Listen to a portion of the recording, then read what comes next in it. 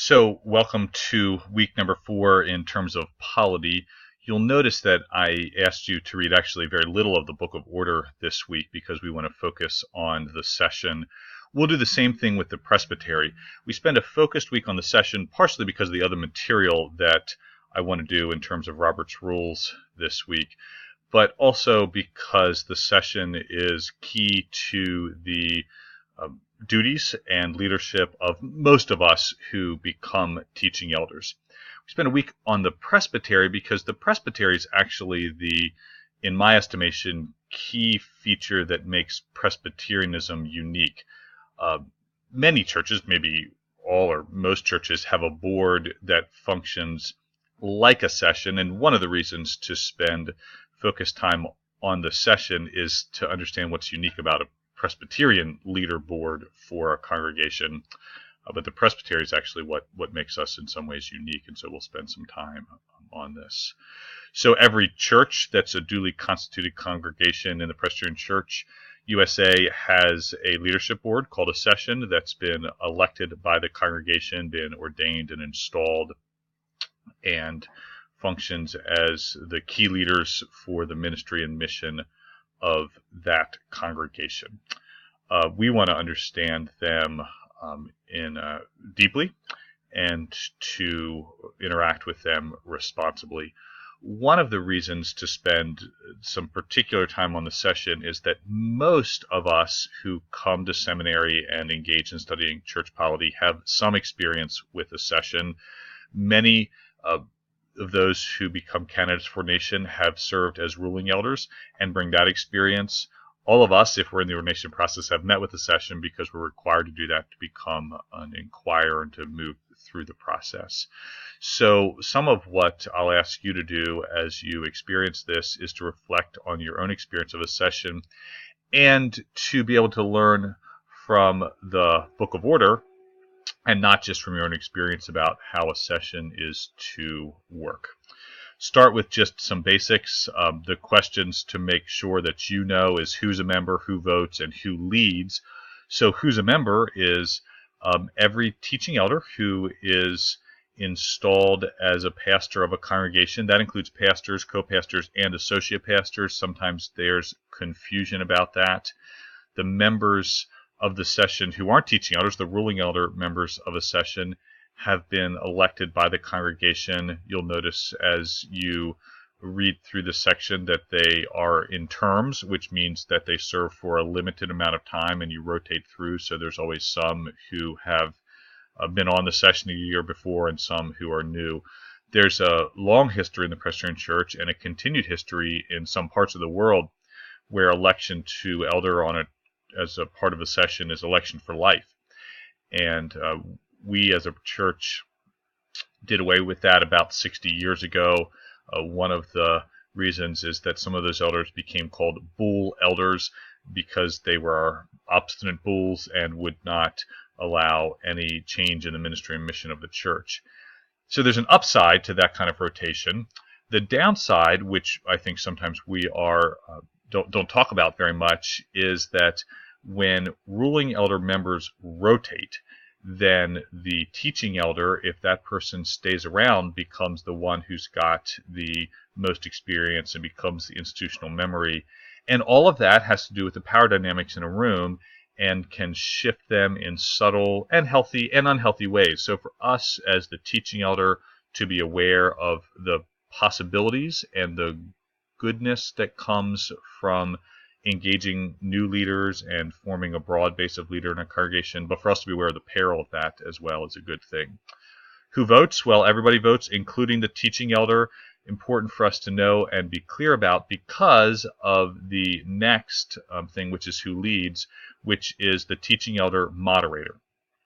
So the moderator of a Presbyterian session is a teaching elder, not an elected board chair, and we have a vote. Both of those things give us a dual role in the session, which means that we are navigating both our own impact on an outcome by voting, but also our responsibility to work with the process. It's possible for someone else to lead a session. You can invite another teaching elder member of the presbytery to come lead. You'll notice that you cannot appoint a ruling elder to just kind of take over. Sometimes teaching elders will step out if the compensation's being discussed, but only if they want to, and they don't have to, and they are not handing over moderating duties to the session. The session would need to wait to vote until that person comes in back in about anything. Certainly you can ask questions about that if you've got questions about that.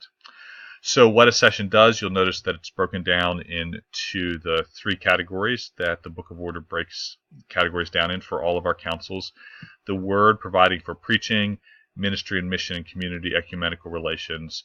The way the Book of Order is written, the Word really has to do both with the preaching of the Word, but also with the Word going out into the community. The sacraments, it's the session's responsibility to authorize the Lord's Supper and any baptism, and the session with the pastors, with the teaching elders, has responsibility for pastoral care. And then there's the category of discipleship and covenant community, which includes really a long list: membership, education, physical property, employment, judicial matters related to the congregation.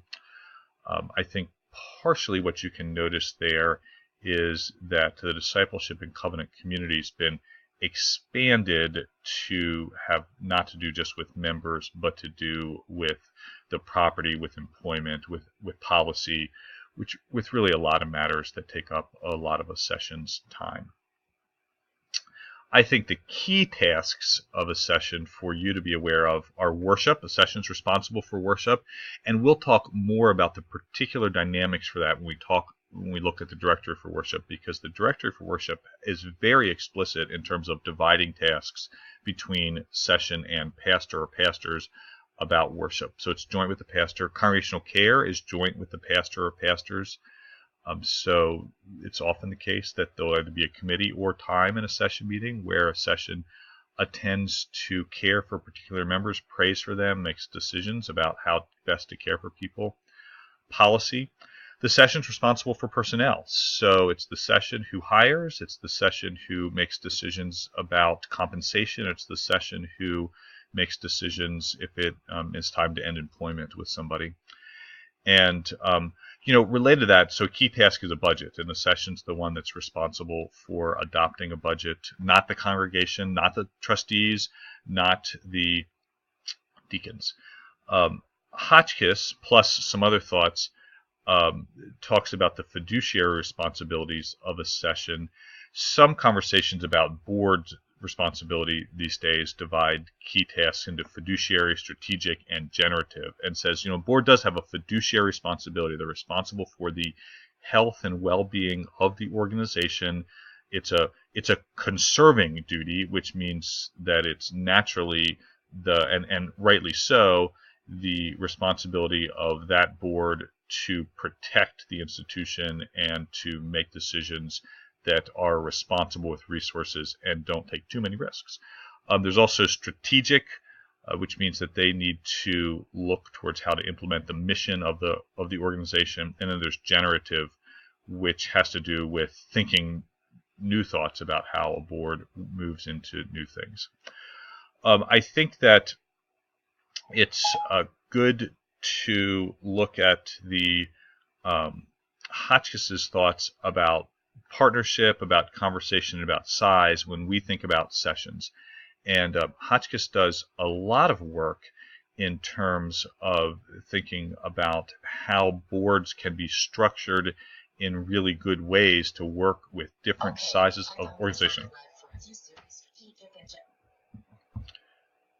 And I'd invite you to read that deeply and probably come back to it when you are working with a session of a particular size and want to engage how does a session work best.